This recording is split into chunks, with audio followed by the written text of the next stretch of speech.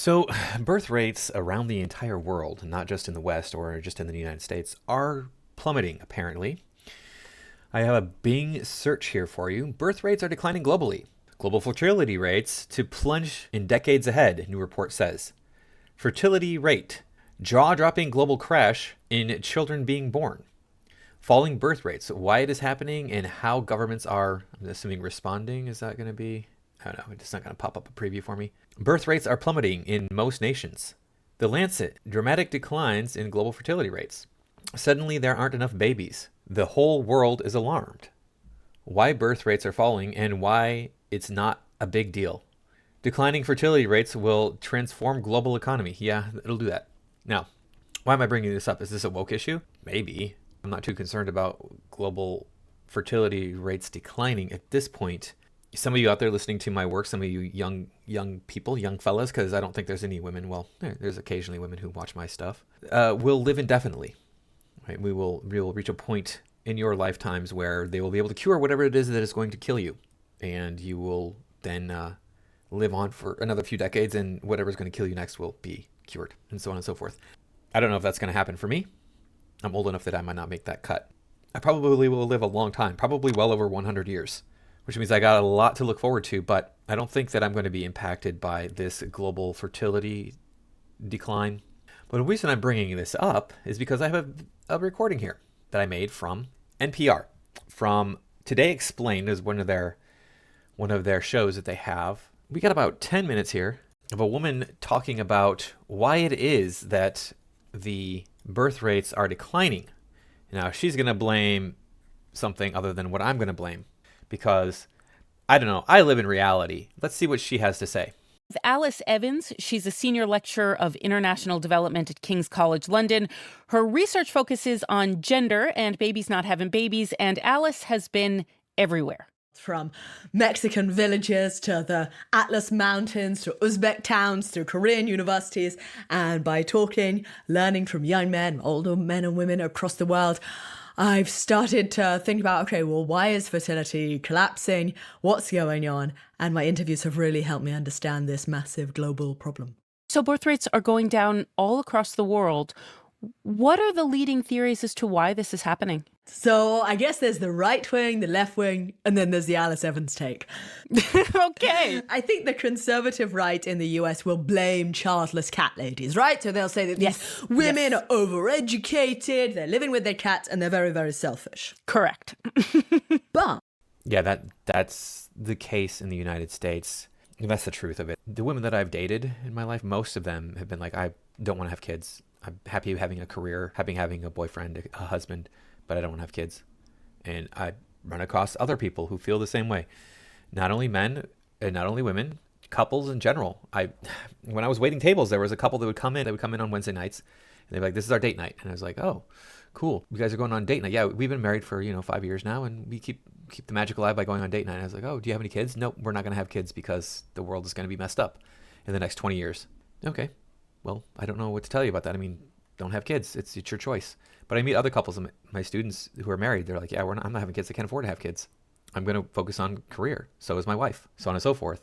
So the reason this is happening could be different for each country or different based on different regions or different cultures. And coincidentally, it's all happening at the same time. That's possible. It's unlikely that there would be such a global decline that most nations, not only in most nations, but the large majority of nations are not having children just coincidentally. Let's continue on with the interview here. here's the thing. That theory has two major omissions because the collapse in fertility is happening at vastly different political economies. I mean, in Tunisia and Turkey, female labour force participation is very low, around 30%, and yet their fertility is only 1.5. So even in places where women aren't even getting jobs, they're not having kids. You know, in India, extremely patriarchal casteist society, but in Tamil Nadu in the south, it's got exactly the same fertility rate as England and Wales. That's 1.4. So it's not just about these overeducated women pursuing their careers. Also, there's also a class-based variation. So the US right tends to blame these overeducated women in Sweden and in Finland, the rate of childlessness is actually amongst the most disadvantaged people. They're least likely to have children. I wonder if J.D. Vance knows any of this. You should call me up.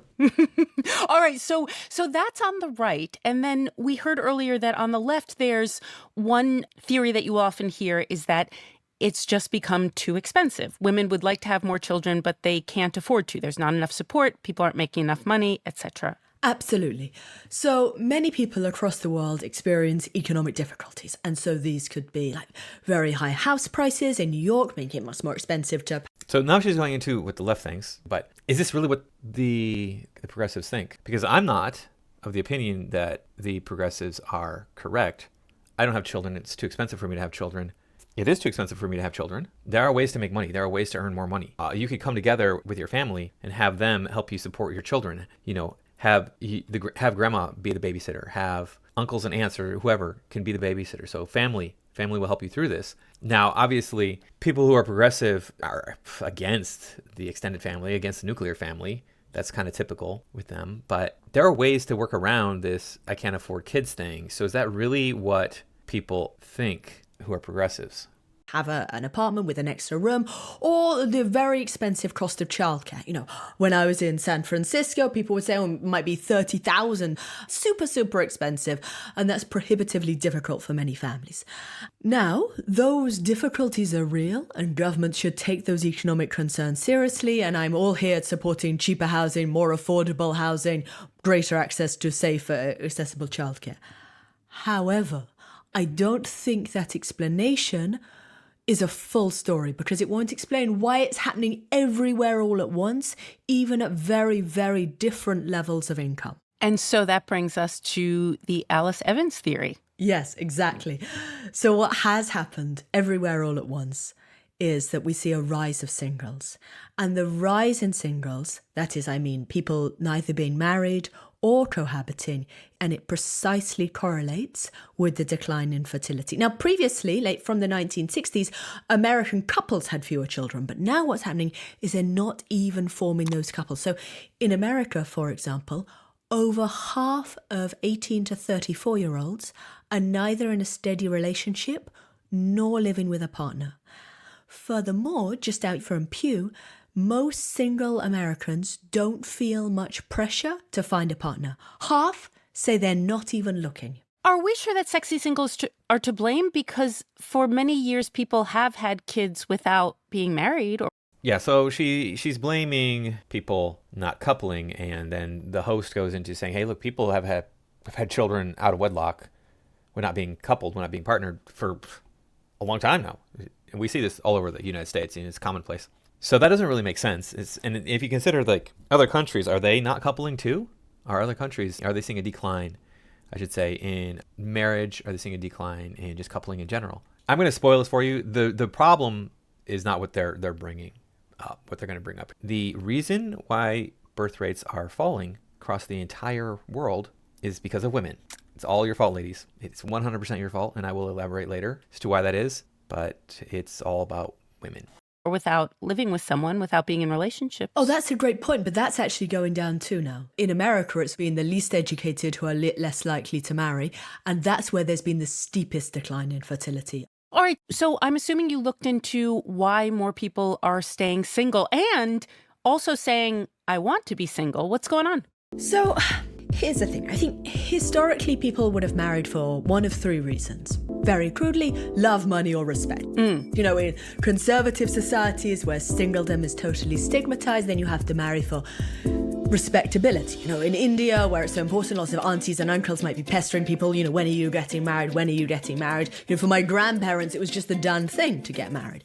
But now as society liberalizes, Miley Cyrus championing flowers, I can buy myself flowers. Yeah, I'm not going to play that song. I'm going to skip over it. It's I Can Love Me Better Than You Can. And that's because the men that you're going after, Miley, are Chads. And Chads can just go, well, I don't have to put any effort with you. And if I have to put an effort with you, I'm just going to dump you and move on to another woman who I don't have to put an effort to because I'm a Chad. I can get as many guys or as many girls as I want. And not only that, in this song, she says, I can buy myself flowers, blah, blah, blah, blah. You know how many men out there in the world would bend over backwards for their woman to make her feel loved and appreciated? But when they do that, they get cheated on, they get dumped, they get divorced. I'm one of those guys. I'm like, hey, I want to make you feel good. I want to be there for you. I want to give you nice things. I want to do nice things for you. I want to be the man in your life. I want to be a support in your life. I want to make this relationship a happy experience for you. I was single most of my adult life, even though I'm in a long-term relationship right now. I've been single most of my adult life. And that doesn't include my childhood, my teen years, when I had one girlfriend that lasted about 2 months. When I was early in my teen years, when I was like 13, I had a girlfriend. That was a weird relationship I don't want to even get into, but I met her when I think I was 12, and she wanted me to be her boyfriend. So I said, yeah, but we lived a far distance apart. We couldn't see each other. And then when we would talk on the phone sometimes, but rarely. And so it was just a stupid relationship. It wasn't a real relationship. So when you're nice to women, you're good to women, they don't want you in America. It's so stupid to sit here and think that it's not women when they're the ones going out there and saying, oh, I can love myself better than you can, so I'm not going to get into a relationship. You think it's women? No, it's not women. Nope, it's not women. She's going to tell you it's not women. There's more permissibility, so that's one thing. There's also economic convergence. So as women earn their own incomes, they can increasingly be more independent. So compatibility increasingly depends on love, whether people really enjoy each other's company. But of course, there are lots of frictions. People might be manipulative, deceitful, unfaithful. And if there are lots of frictions, they may call it quits. So that might be one aspect of it, economic convergence between men and women's earnings and cultural liberalization making singledom more permissible. On top of that, on top of those shifts, I think the big change that we see all across the world, all at very different levels of income, is the massive improvement in hyper-engaging online entertainment. In that TikTok, video games, Call of Duty, World of Warcraft, Bridgerton, Netflix. You can, browse Blackpink's live stream. Let's kill this love. Or go on Pornhub. I'm going to skip this one. So, as you can see, she's blaming the internet for this. The internet did it. The internet took away relationships. Anything you like. All these technological advances enable instant access to the world's most charismatic, charming content, or maybe you prefer to do sports bets and gambling. And so why venture out when everything is at your fingertips, from Netflix to Zoom meetings? And so we see, tracing the data over time, that there is growing isolation. Young people are spending much more time alone. So in recent surveys, 65% of young American men say no one knows me well. 28% of Gen Z didn't socialize with anyone they didn't live with in the past week. So we just see this global trend, and it is absolutely global. So for example, last year I was in Mexico, in lots of different Mexican little towns, and mothers would say the biggest problem here is that our teenage sons are spending all their times in their bedroom. And I'll hear the same stories in little Indian villages, in Bangladeshi villages, all these people being hooked on hyper-engaging media. Okay. So, hyper-engaging media is the problem. It's hooking our young men. Now, she didn't say anything about young women. Wonder why she didn't say anything about the young women. Because young women couldn't possibly be hooked on hyper-engaging media. Oh, wait. Yeah, they can. They get way more hits, way more dopamine hits on their Instagram, on their TikTok, than they could by going to the mall. Especially in the West and in the United States, it's the worst. Why is that? Well, because we've been trained by the gynocentric universe that we've created here, that men are not allowed to approach women in a public place. They're not allowed to talk to them. They're not allowed to even look at them in a public place, because that is considered a violation. It is violence against that poor woman. How dare you, sir? You are not worthy of her time, of her space. So, like I was saying, it's women doing this. Women get all this validation from social media. Men don't. Men can't. You can, of course, go on social media and get validation if you're of that bent, if you care what strangers think about you, etc. And I'm sure it would feel good to any man, at least a little bit. But are you going to become addicted to that like a woman will become addicted to that? And so you as a man can't compete with that. You can't. If you're going to get into a relationship, the phone is going to be number one in her life in the West.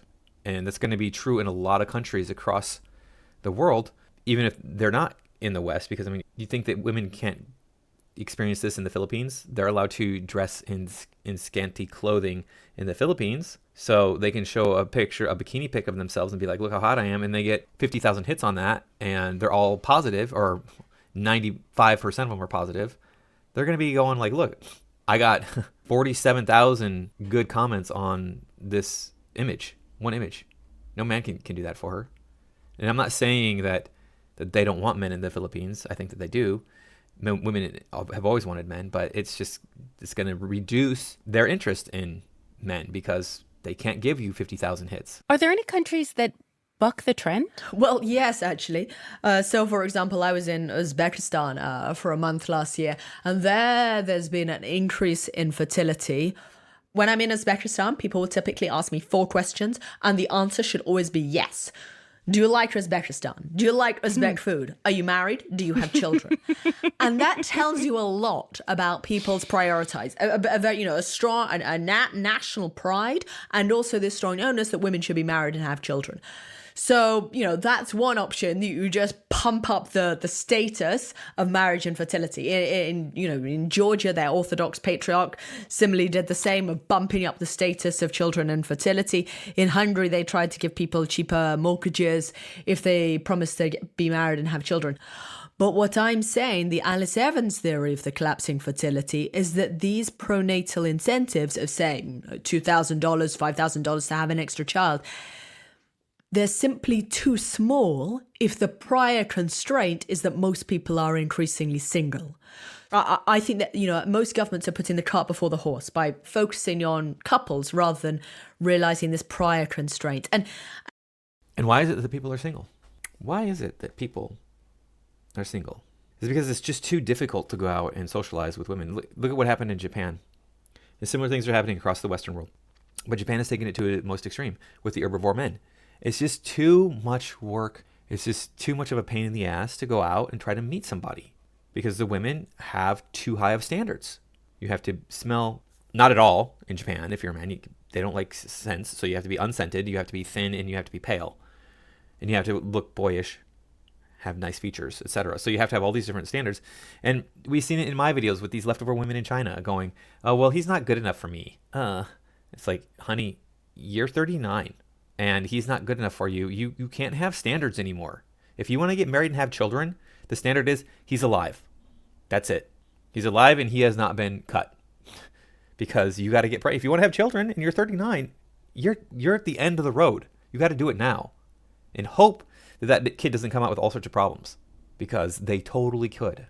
And I think that if I'm right, that the problem is technology, this hyper-engaging media distracting us from us and driving this digital solitude, which ultimately prevents people from forming couples, then we need to think, well, we have various options. Could we regulate technology in some way? Could we introduce further restrictions? Or what can we do in schools to ensure that we're fostering social skills? Because just as we see declining maths and English reading skills across the OECD, simultaneously, my interviews suggest that if people aren't spending time socializing, then they're not necessarily developing the capacity to bond and charm and woo. If you're not mixing and mingling, then you get a little bit anxious if you go out into a crowd of unknown strangers. Yeah, I know. This is such a good point. And so the question becomes like, what do we do that doesn't simultaneously make us feel like we are losing personal civil liberties? Like the government could take my phone and send me to speed dating, but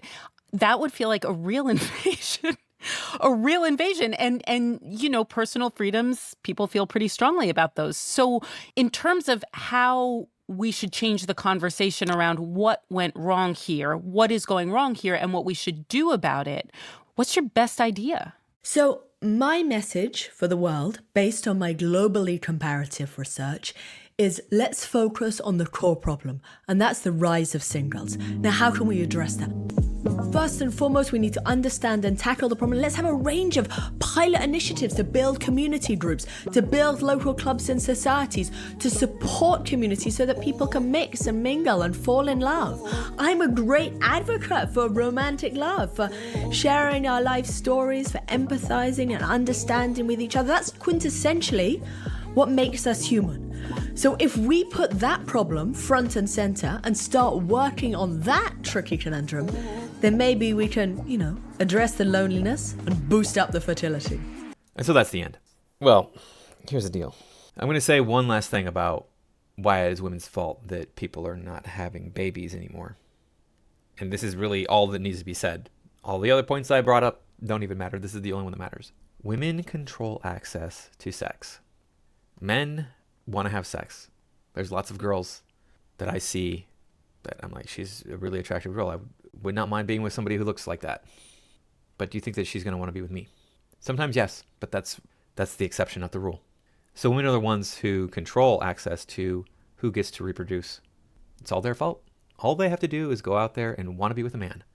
There's a video, if I can find this, I'll put it up in this section of my video, but there's a young woman complaining because she was spending $250 a month to go to Spectrum Gym and try to meet a man. She was walking on the treadmill for a half hour 3 times a week, and she had not met anybody in 6 months. I'm like, yeah, okay. The way you set the world up, young lady, is it's wrong for a man to approach you in public outside of a bar, and even then it could be frowned upon, depending. It's just it's so stupid. I mean, it's like, how dare he approach me here? I'm not looking for attention here. Okay, calm down now. Look for attention everywhere you go, ladies, because it's going to go away eventually. But did you ever approach any of those men and smile? Just say hi, just go work out next to a man that you think is cute and be like, hey, how do you use this machine? You don't even have to go that far. Like I said, all you have to do is try to get him to look up at you and then smile at him. That's probably all that you need to do. And the farthest you would need to go is just smile and say hi. In 6 months, you could have easily dated 6 men from that gym if you took that approach. But the women have gone to the extreme of, I am not going to approach a man at all. How dare you think I would do that? I am the table. And they've told the men not to approach them. So you control access to who has babies, ladies. It's all your fault. If you want to sit at home and watch Netflix, play on TikTok, again, you're not going outside where men can see you and approach you. So I'm sure that's happened with a lot of these girls. And so they're off doing things that couples do and staying home more because couples stay home more. They just do. Men do not want to date you if you are overweight. I don't know why women cannot get this through their heads.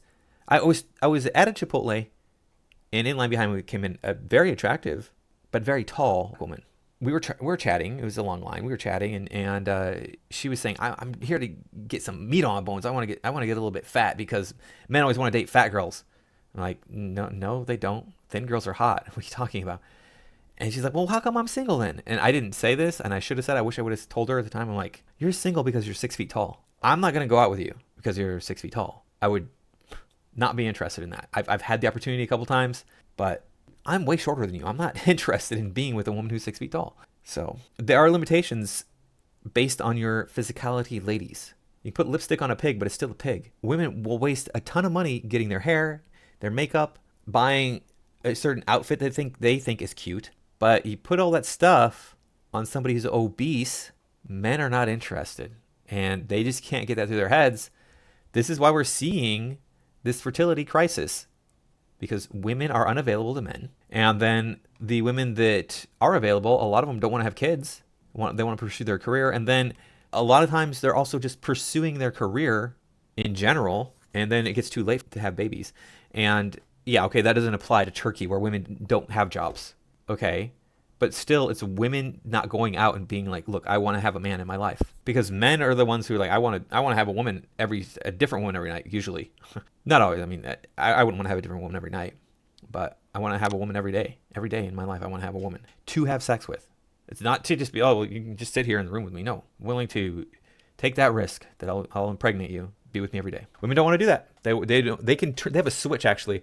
I've been learning this recently, that women can switch off their sexual interest. It's so weird to me. So I'll tell you another little story here. When I was back in college, I had a girlfriend, and things did not work out between us. It was a very bad relationship, and she was very much non-sexual. I go after these girls who are not promiscuous, and then that comes out as, well, you just aren't that interested in having sex. So I was starved for that for years.